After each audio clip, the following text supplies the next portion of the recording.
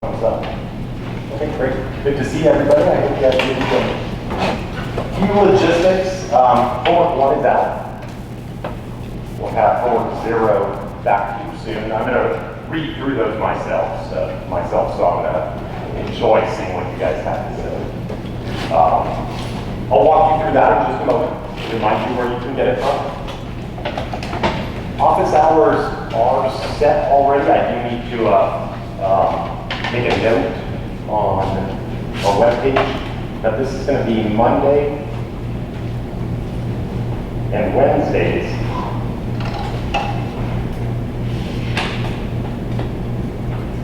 Until about 3.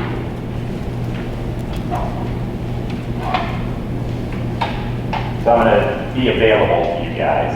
I did schedule a 1:40 meeting today with somebody, but if you want to walk out to my office today, I have about half an hour to give. Usually I'll try to have roughly the 2 hours.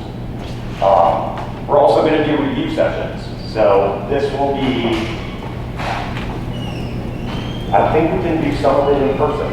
So I was really crafty, and with all my technological resources and abilities, I decided, instead of getting another room, an auditorium like this, where we could do review session, work on the homework, work out problems,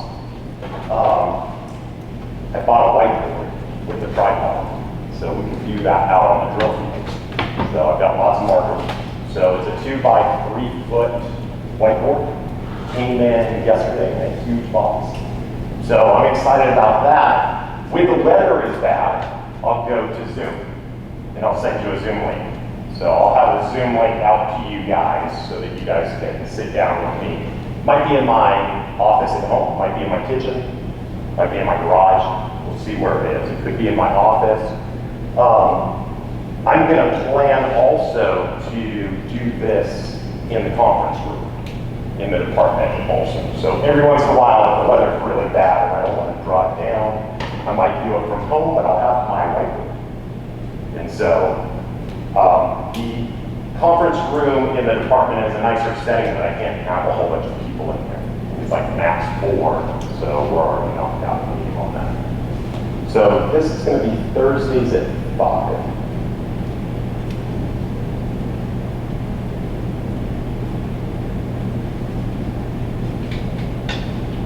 Until whenever. So if I'm just hanging out, I'm going to close out the session. So if people are around, usually I would hang out for, I don't know, you guys, some of you have attended my review sessions in the past. They could go on for 3 hours, it's possible. So I don't know if we'll be doing that, given we don't have all the accommodations that we'd like. The reason I want to start at 5 is, 1, we don't have our colloquial reception in the Department of Statistics, so that's not going on this semester. And we'll have daylight until roughly November 1st. So it'll be dark at like 5:30 after that. So 5:10 or something like that. I don't know, it's very depressing. But we'll have daylight for a couple months. So I could start that this Thursday if everybody wants. What do you guys think? I think it would be just a good opportunity to give people access to everything.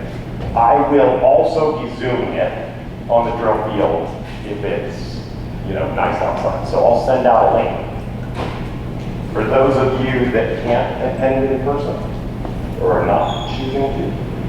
So tomorrow.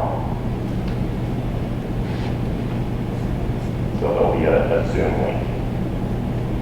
Also, we'll do this on the drill field with my whiteboard. Which I think is cool. We'll try this.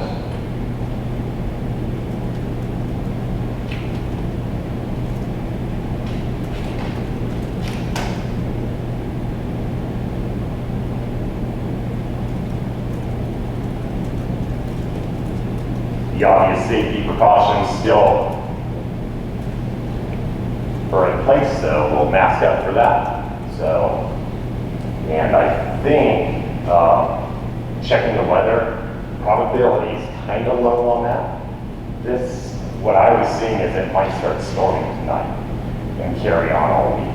So we'll be flexible with this, but one way or the other. If you guys need a personal conversation or something like that, send me an email. So we'll take care of it. Midterm, just as a reminder, October 28th. And so it's still scheduled for in class unless there's health emergencies or quarantines or whatever the case may be. Any questions about logistics? So Thursdays at 5, virtual and in person. So tomorrow we'll have a radio sessions on Kernel. Yeah, so if it's not raining. So weather dependent. So let me just make a clear note about this. In person on drill field, this is still at 5. There'll be a Zoom access. I'll send the link out to everybody. So we'll send that out to everybody. We'll post that link probably multiple places. Your email, and then also on the Slack page probably. In person on the drill field, weather permitting.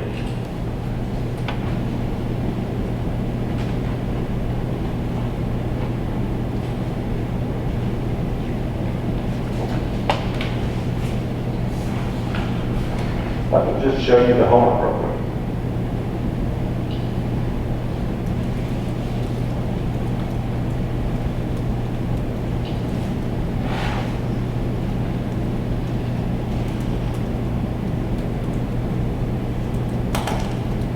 In the normal place, for those of you that need a reminder, there's the URL. So you can access it just by going to apps.bt.edu/Lehman. You'll have access through a number of windows. This is your main resource for the class. So deliverables will be here.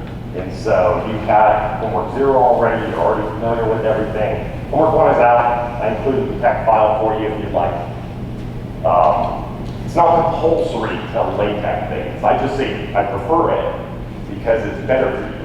So if you're like, I don't know LaTeX, I even prefer it more now. So that's how you learn LaTeX. You should LaTeX your homeworks. I think it's a time-honored tradition. So it takes a little while to learn. If you don't want to do it, write it up real clear for us. So make it neat, not the scribbly stuff that you're turning into rough draft. We don't like that. It's just hard to read through. So something that's legible, but nothing is compulsory. It's just a suggestion. So there's homework 1 right here. LaTeX is preferred. I always write that. You will have projects in here where I will enforce that it has to be typeset. You're going to write like a 3 or 4 page report on a technique. Okay, so a couple problems. Problem 1, x comes from a normal distribution. We're looking at a very simple case of this right here. So we're doing this exercise. This exercise will change a little bit in problem 1. And what we were discussing in class, I only have 1 data point. So, and there's a good lesson we're going to learn from that eventually. So I want to keep that just 1 data point. This is the multi-data point case. So how do you build the likelihood to product everything together? What's the likelihood function under the reference prior? So I just used a term. And that's a real term. So when I highlight a term like that and I don't give you a definition, why not look it up? And so this is a technical term. And we're going to see these priors start popping up. There's general classes of priors. And reference is one standard class of objective priors. Basically, in some sense, it says that the impact of the prior wears off the fastest. And that's kind of a cool thing. It's, oh, good. The data takes over, the likelihood takes over real quick. The beta half-half turns out to be the reference prior. That thing that has the U-shape on the Bernoulli distribution. So when we're doing the binomial beta posterior, beta half-half turns out to be the reference prior. In some sense, the impact of the prior wears off the fastest. It's taking into account boundary conditions, all kinds of stuff. When you say it wears off fastest, you're thinking things in a limit. And you're also thinking about a distance function. So what do you mean it wears off fastest? It means that the distance between the prior and the posterior somehow we're able to change the equivalence. So I need the distance, and the distance that they use for this is not a distance. It's a divergence function. It's called Colak-Leibler divergence. We're going to have some lectures at the end of class on all that technical nuance. It's a real thing. It turns out in one dimension, your reference priors are Japanese priors. So we'll have full-blown lectures on that, and I'll tell you these other things and sprinkle them in. So that's just for your reading. If you didn't look this up, no penalty other than your own knowledge. So usually when the class is real interactive, people will be like, what's that? What's that? And they'll ask a lot. What is that? You highlighted this thing. What does that mean? But we have Google too, so check it out, wiki pages. I'll probably do an example later on near the end of class on that. Reference prior, again, this is the beta binomial problem that we were discussing. Just want you to work through that as well. So you're just going to work out this posterior distribution. Problem 3 is very similar to problem 1. Everything's normally distributed, but I've taken the dimensionality up in this problem. And so you have to work through things in matrix format. And so for this problem, instead of using the univariate normal, you're going to be using the multivariate normal. So get familiarity with that as well. I'll be talking about it a lot in the review session. It's a good time for me to work through details with you.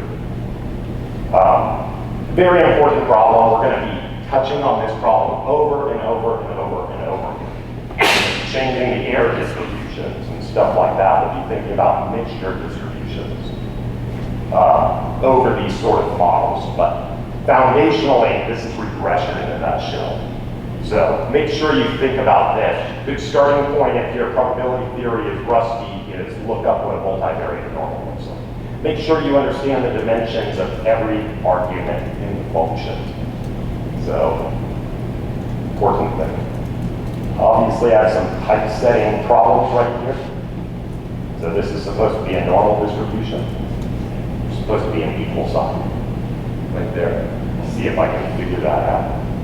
Maybe somebody can fix my LaTeX code. It's probably an equal sign. Let's go with it. Anyway, there's going to be little nuanced errors like that, but I think you get the point. Usually I'll show you the parameterization of the distribution I'm talking about. Okay, under the reference prior, it's the same thing. That's a uniform prior. If you think about this model right here, this regression model, this term x beta is just shifting the distribution. In high dimensions, that's a big Gaussian distribution that is just shifting around. Where is it shifting to? Whatever x beta is, that's a vector. So when I multiply x into beta, it's a vector. It has the same dimension as y, the number of data points. So this is a shift parameter. And so no surprise, probably we want something invariant to shifts. We'll keep coming back to these points. But I hand you the prior for this exercise. Find the posterior distribution for beta. I'll say these things to you in different ways. Also, find data given all this information. Sometimes I'll use language to convey it and not mathematical symbols. Here's an interesting problem from a book that I was reading some number of years ago. Peter M. Lee, he's a Brit. He wrote a Bayes book. I've got a couple copies of it. If you ever want to check these things out. And he has this example on the prosecutor's fallacy, and he makes some quick deductions. When I read through the example myself, I thought, I had no idea that that's true. Like, I had to do a back-of-the-envelope calculation. So it's basically a Stat 101 problem on Bayes' theorem. And the hard part about the problem is understanding what they tell you in English. So I'm not going to make you go and fetch that problem. I've got it written up for you. I'll show you in just a moment. Here's some basic transformation problems that we'll work through. We'll talk about transformations again soon. And I did throw in the simulation for you, where you're going to be talking about walled coverage interval. So that's the walled coverage interval that we talked about. Asymptotic frequentist thing, a little bit clumsy in this problem, especially near the endpoint. So what I want you to do is just sample data under different configurations of n and p, and then calculate the confidence interval and see if it covers the truth. If it covers the truth in one simulated draw, you call that a 1. If it doesn't cover the truth, so what I'm saying is true p is going to generate a vector of 1s and 0s. You're going to use that vector of 1s and 0s to estimate p hat. P hat is the average of all of those 1s and 0s. That's your estimated probability. It's x bar. Some people call it that. The walled confidence interval, the normal approximation, is that thing. So we talked about the variance real quickly. In one of the previous lectures, 1.96 is the 95% approximate interval. Again, near the endpoints, this thing doesn't work very good. So don't throw stuff outside of positivity. So when you get near 0, and that interval might cover stuff outside the bounds on 1. There's no enforcement on that. But what you're going to do is you're going to generate, with a configuration of n and p, a vector of 1s and 0s. You're going to compute that interval right there. That's a left and a right boundary. You're going to see if it covers true p, whatever the generated p is. If it does, that's a 1. Do it again. If it doesn't, you call that a 0. So now you have this other set of indicators. What you're going to do is average those. It should cover 95% of the time, more or less. So as we march through p between 0 and 1, and I give you the configurations for that. So I say p's are going to be calculated at 0.01, 0.02, so on and so forth. So you have about 100 of those. I don't care how you deal with the endpoint. So I want you to see the shape on the interior. And you're going to repeat that, and you're going to compute this frequency of how often that interval covers. In homework 2, I'm going to ask you to do this as a Bayesian. So I'm going to give you the Bayesian interval, and it's going to iron this thing out. So here's the whole point. This doesn't work very good near the endpoint. Your simulation will show you. As n gets higher, it gets better and better and better. So this just simulates that example that I was kind of talking through in my head. No Bayesian counter to this yet. We'll see a Bayesian counter in the second one. So you can have it that. There's a lot to do here. I get this thing coded up instantaneously. Shouldn't take too long. Probably 10 lines of code if you're efficient. Saying that, you make a mistake, it can plague you for a while. So if you haven't coded for a while, this could cause you some time. Question about this. Do we have to turn in the source code of whatever we made for these programs? Like an appendix? Can you say it just one more time? Sorry. Do we have to turn in the source code, like print it? No, I don't ever care about that. Oh. Yeah, I want you to turn in your plots. So you're going to plot everything. I think it says, repeat the exercise. It tells you what the plot should look like. What's on the y-axis, what's on the x-axis. If you turn that into me, I'll be good. So I trust you coded it up yourself. Fair enough? So that'll be true throughout all my classes. Okay. Now, I can tell everybody's plots. You know, usually people plot things different. So saying that, it's a fun exercise. Definitely take care of it yourself. But I don't think we need to monitor that too closely. Any other questions? Okay. Let's go back to the dog cam. Try to remind you where we were last time.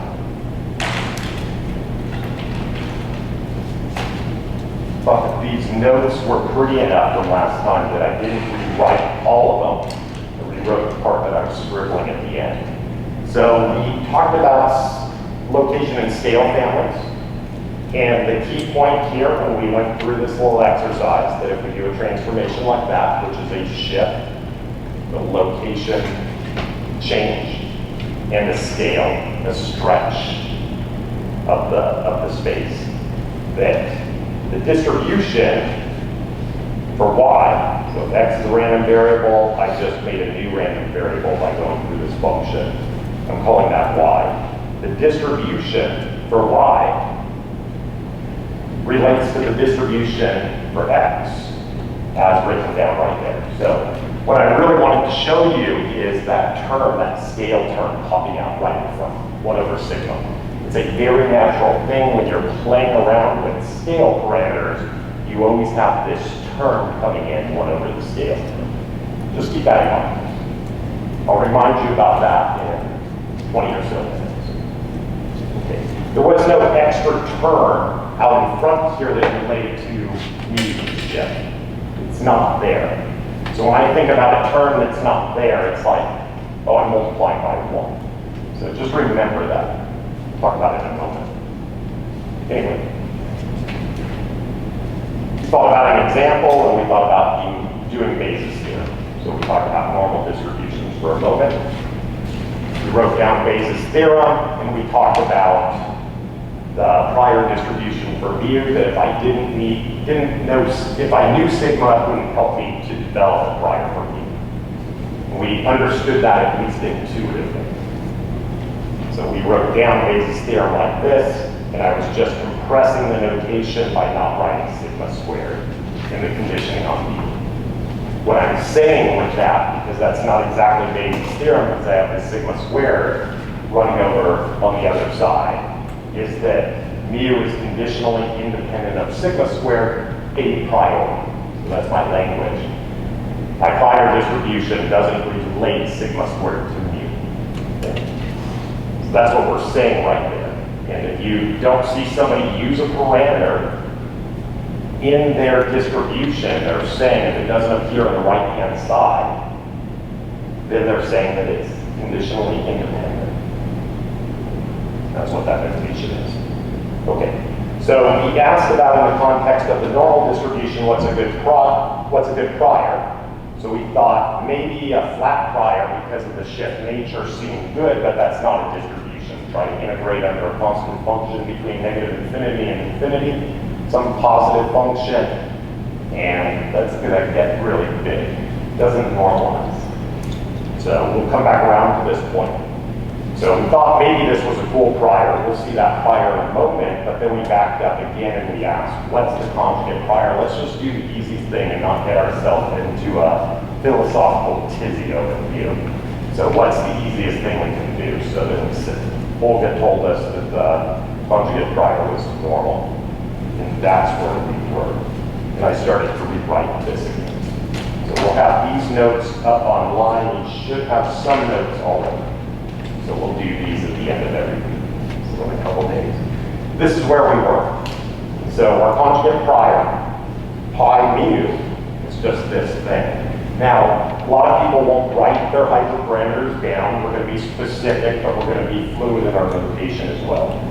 So I'll try to always verbalize what we're doing, but I wrote it down like this, pi mu. And I decided to change the notation and not keep mu naught and sigma naught around. Now, posterior is just derived by multiplying the likelihood function for prior. That's it. That's Bayes.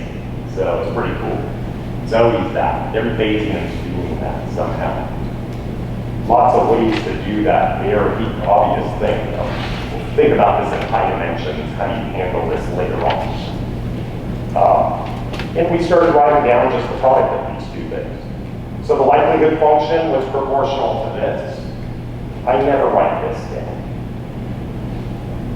I just get rid of that because this function is still proportional to that, and it has all the things to do with mu over here. This is a function of mu. This right here is the kernel of the normal distribution. So that's the kernel of the sampling distribution, and when I think about it as a function over mu, then I'm talking about the part that has all the shape in it for the likelihood. So I guess that's what I'm trying to say. This is the part with all the shape. When I think about it as a sampling distribution, this is the kernel of that distribution. It tells me everything I need to know, the relationship between x and mu, and I can grow everything out of that kernel. I think that's the analogy. Okay, conjugate prior, it's normally distributed. I'm going to suppress my notation. So posterior is just the product of those two things. So let's just work through this. This is just e to the minus 1/2. We can do it in a couple steps. Later on, we'll speed this all up. We'll know what we're doing, but it's good to see it slow. Maybe the first time. Times e to the minus 1/2. Mu minus mu naught squared over sigma naught squared. So I should probably write this as proportional to all of that stuff. So I may have invoked a proportionality constant because I also didn't write this down. It doesn't have any mu's in there. So it has no information about the shape of mu. This is all interesting for figuring out the normalizer from the normal distribution, but really you just need the shape of that function and you can work everything out. And that's what we're going to do here. So I'm not even going to worry about dividing everything and figuring out what that normalizer is. If I can recognize what the mean of this distribution is and the variance of the distribution, I'm finished. So we know from our discussion last time, this is normally distributed. So just make a point about it. So this is normally distributed.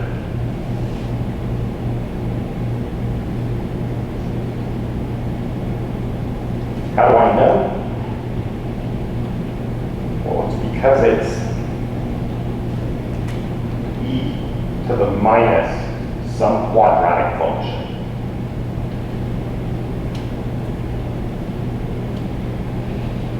Quadratic in mu. That's the argument over here. So Bayes' theorem is flipping around what this is a function of. So this is a quadratic over mu. So here's a promise to you.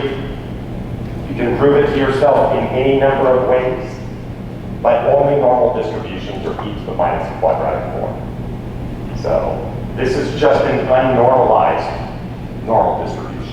There's no other function, no other distribution that is e to the quadratic that's not a Gaussian or a normal distribution. Same thing. Okay, I think we all know that. And we can convince ourselves of that pretty quickly. So this is e to the quadratic, e to the minus quadratic. So let's just evolve this one step further. This is e to the minus 1/2. And I'm going to combine everything. This is just going to be x minus mu squared over sigma squared plus mu minus mu naught squared over sigma naught squared. So that's what that looks like. And all the information is right there that I need to know to figure out which normal this is. So remember, this whole thing right here is going to be a normal distribution. And normal distributions have two arguments. They have an expectation and they have a variance. So this is going to be the expectation of mu given x, and I'll be specific in sigma squared. This is going to be the expectation of, or this is going to be the variance of mu x given sigma squared. So that's a little bit more variance. So I need to figure out these two arguments.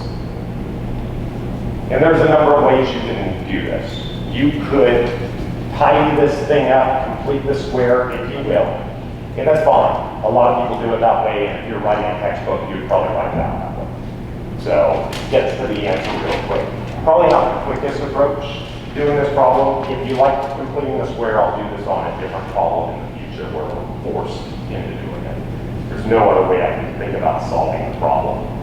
But I'm going to do something exactly the opposite of that. I'm going to expand the square. So, and I'm going to show you where all the terms are. But let's keep this in mind. We'll come back around to this formula I want to tell you about normal distributions again just for a moment.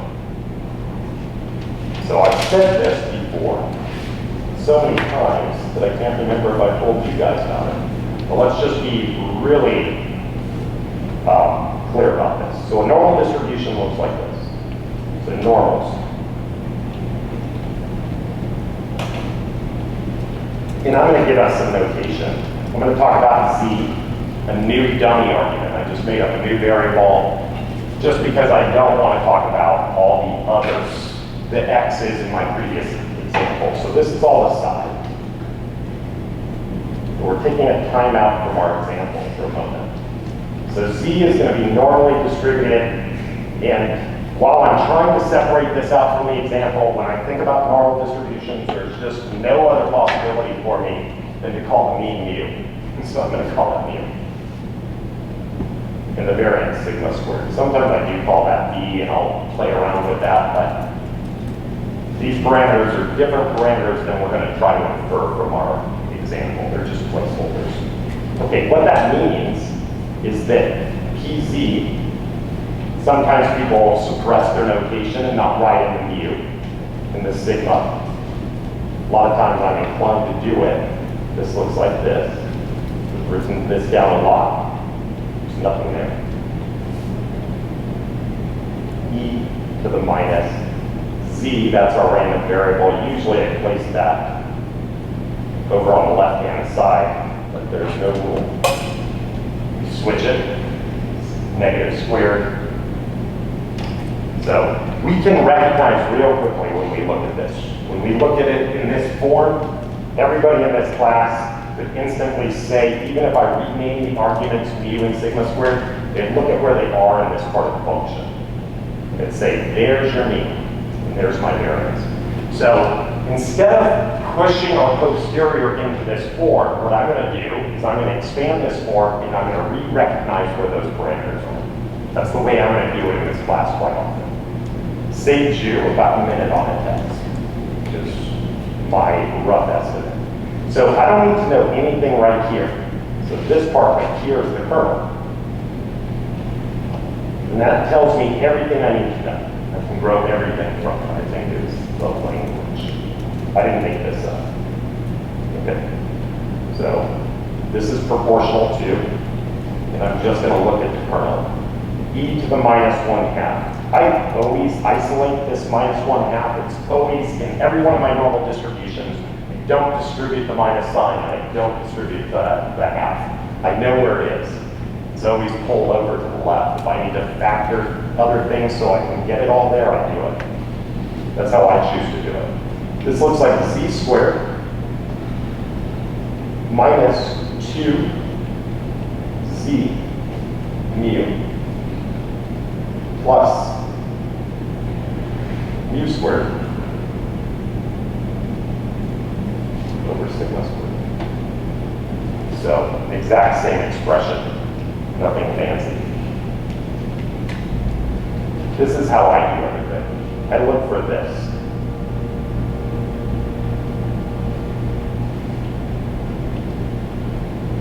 I look for two terms in all of this. So this term I'm going to call my quadratic term, because it is. Keep in mind, Z is my random variable. So I'm not interested in looking at mu in this example. I'm interested in looking at Z because it's the random variable. So that's going to change in our Bayesian example. So we'll get another shot at it. So this is my quadratic term. And this right here is my minus 2 linear term. And I'm going to refer to it that way all through class. Where's the minus 2 linear term? If I know where those are, I can recognize where the variance and the mean are. I have to do them in order though. So in the canonical representation, you can just plug them off real quickly. But I have to do these in order. So I'm going to look at the term that's pre-multiplying Z squared, and I'm going to do something with it. So I just want to think about the term that's multiplying into the quadratic term. You guys see what it is? What term is multiplying into it, ignoring the minus 1/2? Slightly unclear what I'm asking, but there's a factor sitting in front of it. Yeah, 1 over sigma squared.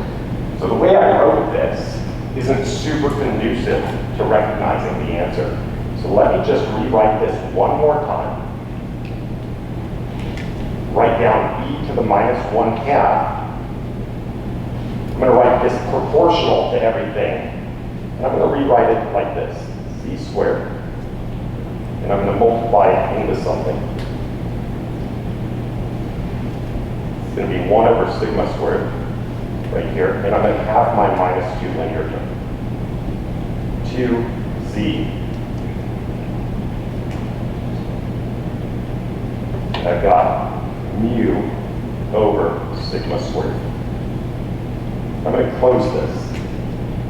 I want you to see that I dropped a term right here. I got rid of that. So I got rid of this thing when I went to write everything down right here. Keep in mind, I can factorize away e to the minus mu squared, e to the minus 1/2 mu squared over sigma squared. I can factorize it outside, and it still has the same shape as a function of z. Z is the random variable here. So this is proportional to that.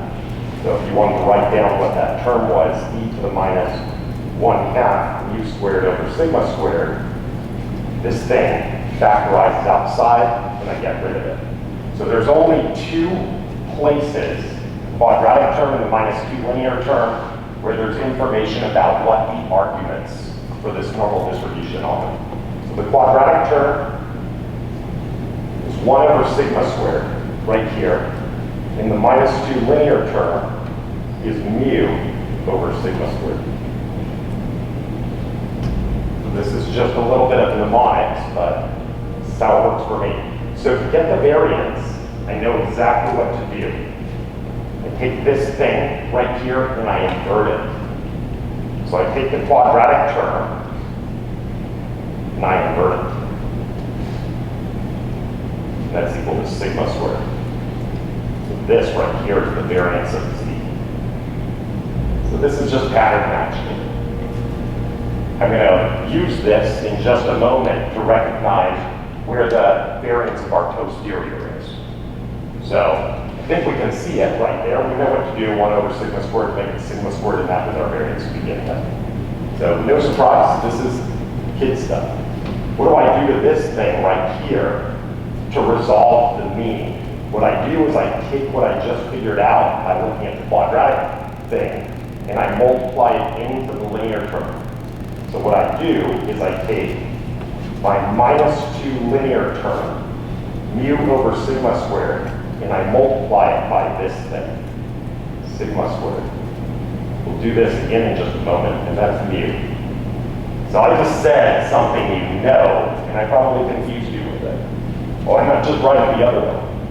We're going to see in a moment. So let's utilize this. I'll let you go back to these notes. I'll write them out a little bit prettier for next time. But let's go back here and apply the exact same thing. And you won't see any surprising results, I don't think. So I'm just going to rewrite that.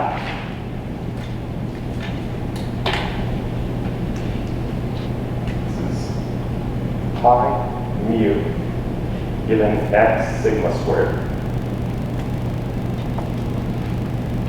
is proportional to e to the minus 1/2. And I'm going to do a little bit of expanding here.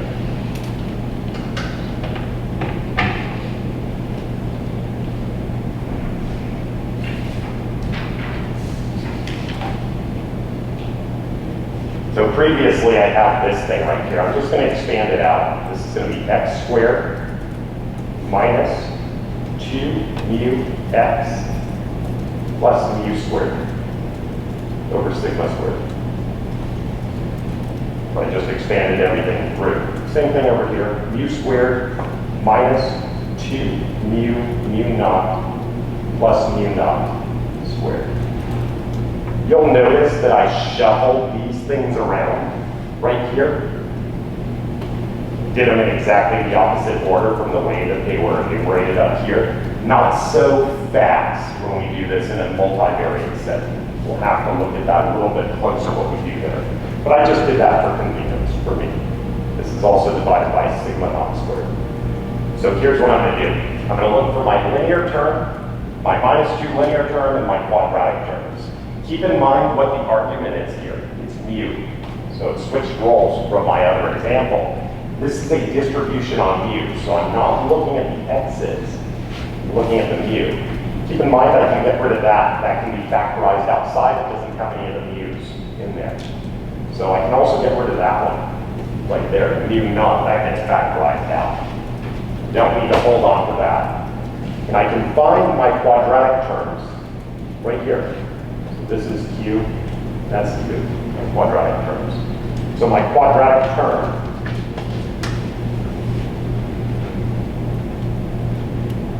is just this, 1 over sigma squared. This is the one that was multiplying into it. I'm not going to do another line of expansion, but you can do it in your mind. And then I've got a mu squared right there, what's being multiplied into it, 1 over sigma naught squared. So there's my quadratic term. What do you think the variance is? So let's just write this in. Variance mu given x. We're being pedantic and writing that sigma squared in, because we're going to do inference on it soon. What's that? It's the inverse of this. That was what we did. So, invert. So I add together the inverses of the variances. So there's a name for this. So I'll just give us a little bit of glossary. But 1 over sigma squared is called the precision.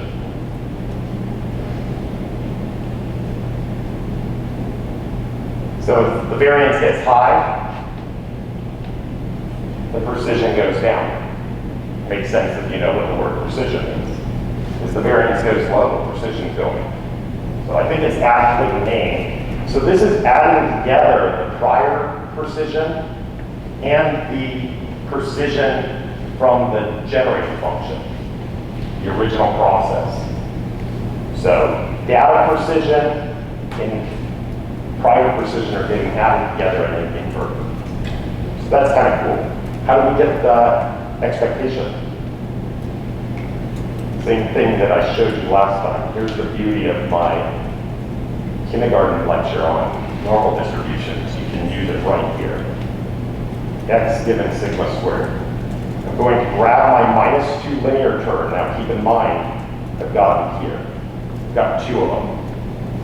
So what I'm going to do is I'm going to add those in right here, but I already know the next step is I multiply it by this thing.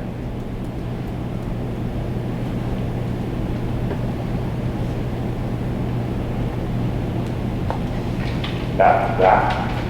What I did to isolate the mu is I multiplied across by that variance. So this part right here is that part.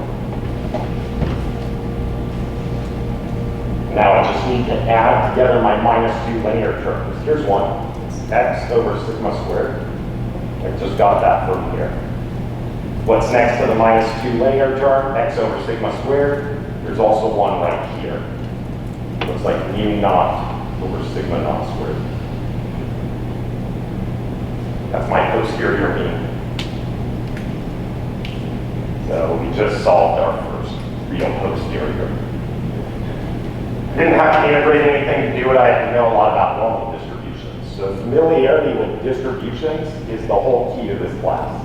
Knowing those distributions, knowing what they look like, being able to recognize things in likelihood functions, that is a staple art of all Bayesians. You know this stuff. So you ask somebody like, you want to know about weird distributions. Bayesians know all kinds of things about weird distributions. We use them as our modeling terms. So we grow things out of them. This says something to me when I look at this function right here. This, I already explained it as the sum of 2 precisions inverted. So add the precisions together, flip it over, do variance. This is a weighted average, if I look at it.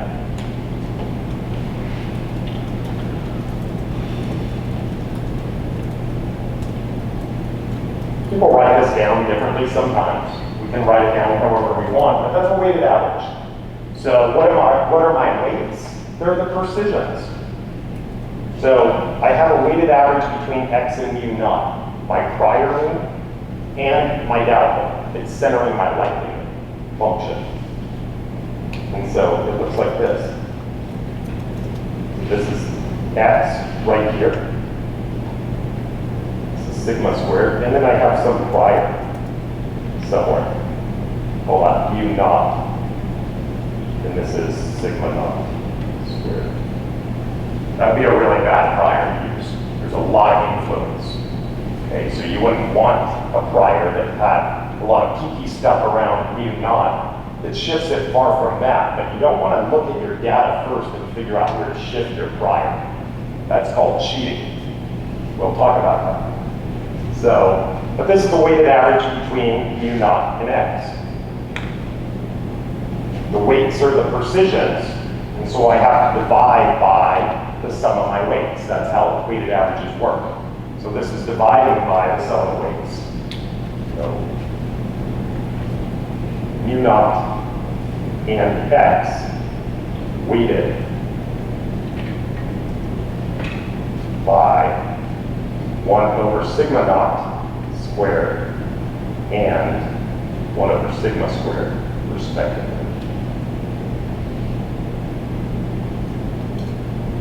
And that's what Bayes is. It's superposition between your prior thoughts and the evidence that you're accumulating for your likelihood function. How should we pick mu naught and sigma naught is the big question. So you don't just hand this function to somebody and say, well, you play around with those two knobs right there, mu naught and sigma naught, and pretty much you can get any answer you want.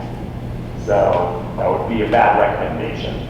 It's a neat function. You may have seen these weighted average functions in normal distributions before. Shows up in things like ridge regression.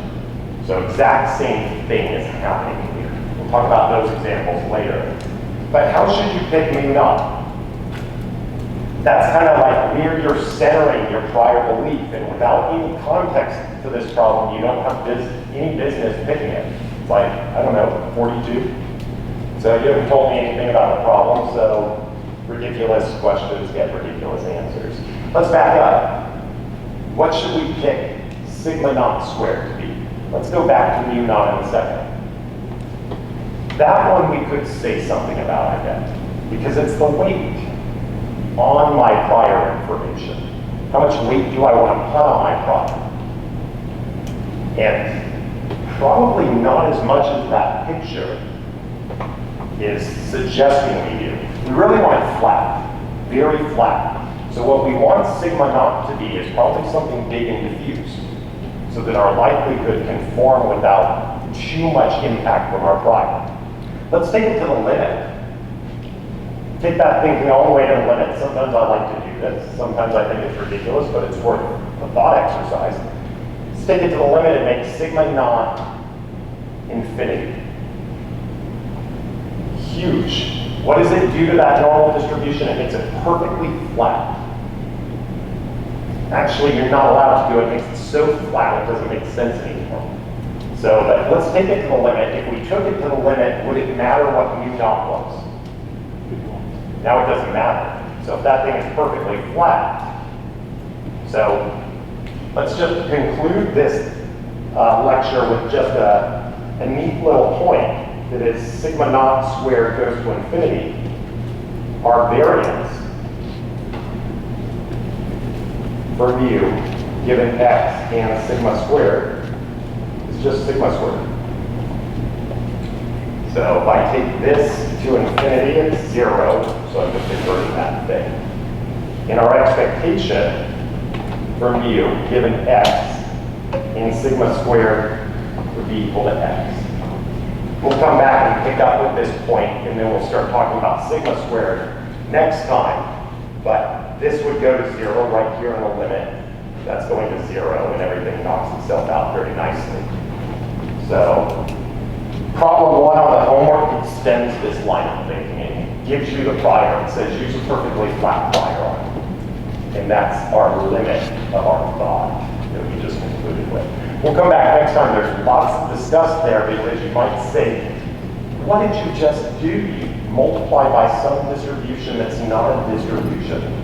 Is that Bayesian theorem? So we need to tie that together at least intuitively and rigorously. So what we really did in our mind is we took a limit. So, and we're allowed to do that sometimes. In calculus class, we're allowed to do it.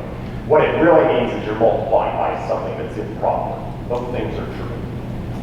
We'll come back and cover that next time. Thank you guys.